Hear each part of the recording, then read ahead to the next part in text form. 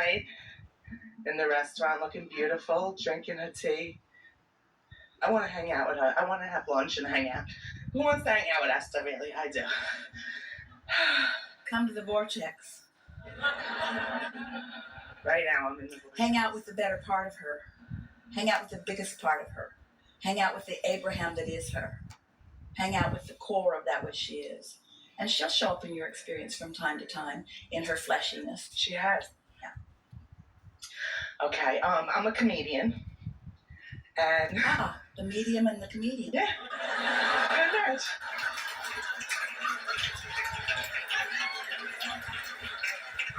And we've stolen that line from Esther's pink-haired friend, who is a comedian, who does hang out with Esther, and they're going to go on the road. They're going to be the medium and the comedian. They're not really. Oh, all right, I'll come. Esther's not a medium, but you are a comedian. Yes. Yeah. Does the source see me like that, or does I also work? I mean, the comedy is like when I'm on stage and I'm making people laugh. Like there's nothing better to me than laughter. But I also work, to afford, my bills or whatever, whatever like. But all I really want to do is the comedy and make people laugh. You know why it calls you in such a strong way is because when you are in the mode of doing that, you are tuned in, tapped in, turned on. Yes. And that source within you understands the audience, knows where they are, and is utilizing you and your clarity to raise them on the emotional scale, to take the sting out of some of the things that they're living and put it in the perspective of alignment. Yes? That's all I want to do. That's not all you want to do. If it was all you were doing, after a while you would say, do I have to keep doing this? You're wanting variety and diversity. How could you know you're happy if you're always happy? Right. Would you like to just eat all the time? Yes.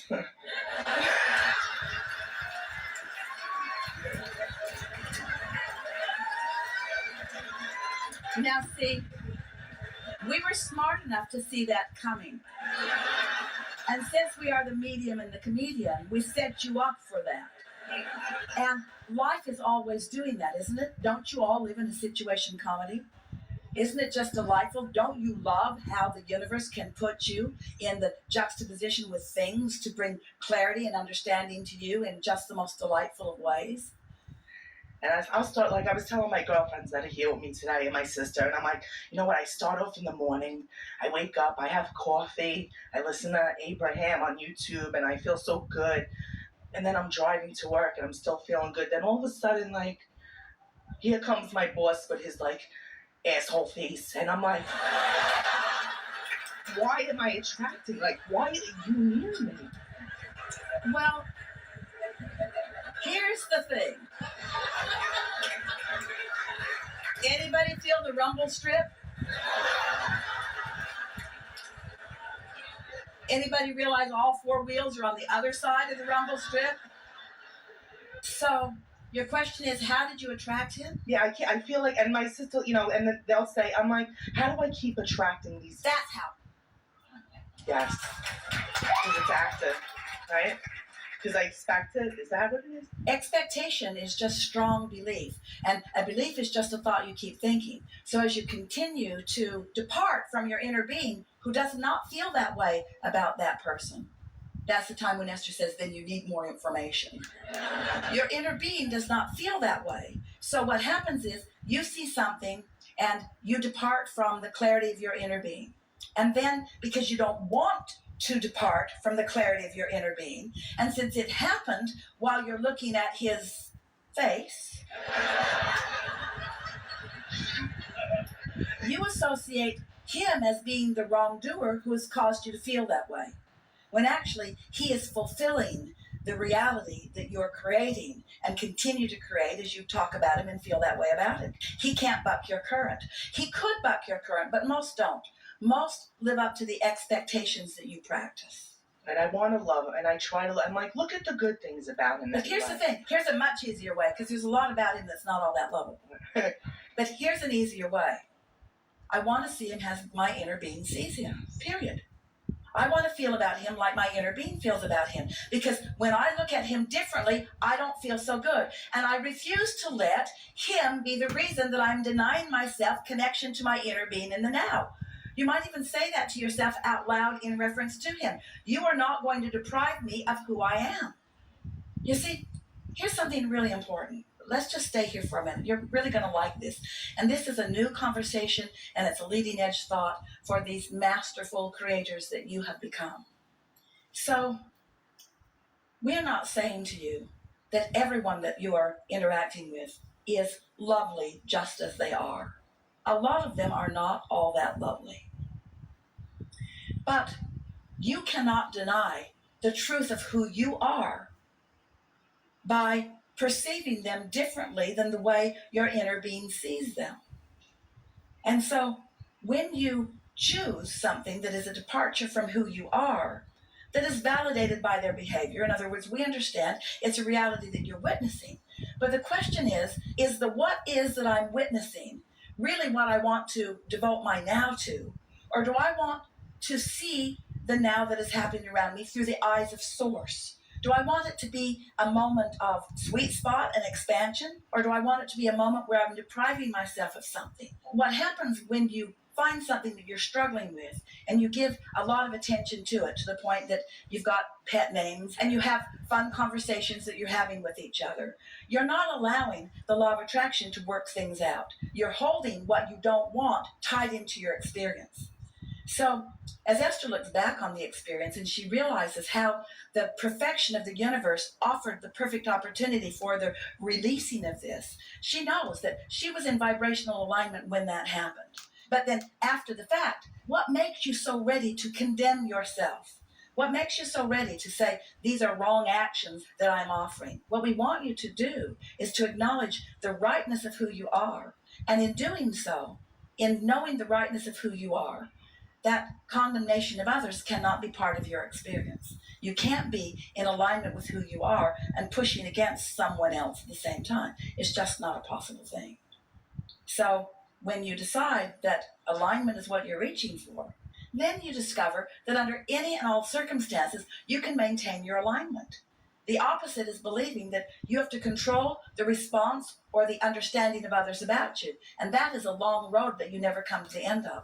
That's a completely unsatisfying experience, isn't it? To try to get somebody to understand who you really are and what you really mean. That's not your job. It's not your job to convince anybody anything about you. It's your job to be in alignment with who you are, and law of attraction will work out the details for you. Did we get there? Yes. Completely? I have one more question. Okay. My mom, she transformed back into non-physical, if I'm saying it right. Her birthday is January 24th, right? And I'm always constantly seeing on clocks 124, 124, 10. Any way that number can present itself, it does. Is that like, I don't know if they physically see you or. Yes. Now, let me ask you, and I don't mean this to be funny, but like, let's say you're like pleasuring yourself, right? Are they watching? Like, because that could, you know what I mean? Like, do they see that? Because then you feel like it ruins it. Like, if you go under the covers, can they still see it?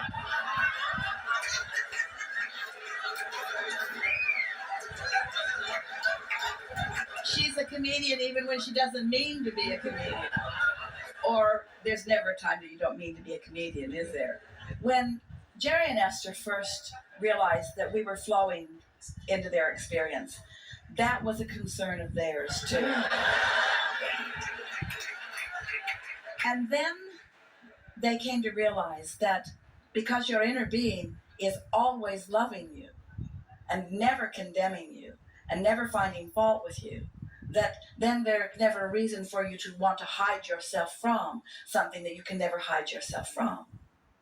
So, yes, your mother is aware of you. Your mother is aware of you, but you have to understand the absence of condemnation is only known powerfully by you when you are in the mode of condemnation. In other words, this ties precisely into what we were just talking about. Almost everyone is concerned about the way they are being perceived by others. Now, it's interesting. You're talking about something as if it embarrasses you, but you're talking about it in front of a few hundred people. And is it because you feel safe here? Is it because you feel that there's an absence of condemnation here? Why would you talk about something that you seem to be worried about in front of a lot of people? No, I'm not worried. I'm just wondering. I'm just But wondering. feel what we're getting at. Yeah. One of the things, in fact, it may be the thing that trips more people up than all other things put together, is you care about the way you are perceived. And for a good part of what you have been living and what you are living, there is this need to be approved of because the way others are feeling about you is affecting the way you are feeling. And we understand that that's a sort of natural byproduct of life, that when you say something that makes people laugh, it is pleasing to you, that they are being uplifted by something that you are doing. And that if you do something that someone disapproves of, that in their anger or in their disappointment in you, it makes you feel as if you should have done something different because you are all born uplifters. You are all born wanting to be a vibrational match to who you really are. But when you realize that your connection to your own inner being, your connection to that source within you who is always adoring you no matter what, once you line up with that and once you are consistently there, then you come to realize that there is never anything that you need to hide from your inner being. And it's a good thing because there's nothing that you ever can hide from your inner being.